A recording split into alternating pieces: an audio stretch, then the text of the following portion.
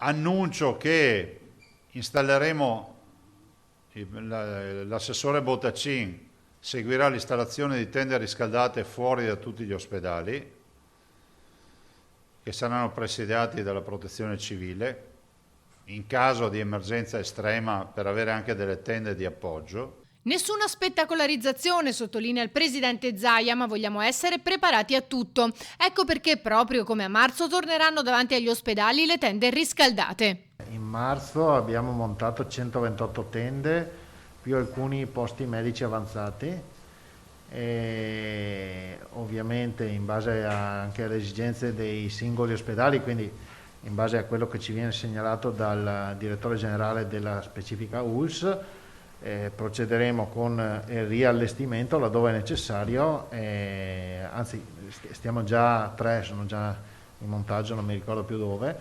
però nei prossimi giorni ci sarà l'allestimento delle tende presidiate con i volontari e poi dopo ovviamente mettiamo a disposizione della sanità e quindi della struttura ospedaliera per le necessità che dovessero emergere. Appena veniamo chiamati noi le montiamo. Ovviamente abbiamo chiesto ai direttori generali che ci dicano dove servono e quando servono, in base a quel programma dopo noi le monteremo nei prossimi giorni, insomma. Per quanto riguarda l'ULSS 3 Serenissima, ad esempio, la richiesta è già stata presentata per tutti gli ospedali. In alcuni, come Villa Salus e il Civile di Venezia, sono già presenti. Dove mancano saranno fatte installare. Anche l'ULSS 4 ha fatto richiesta.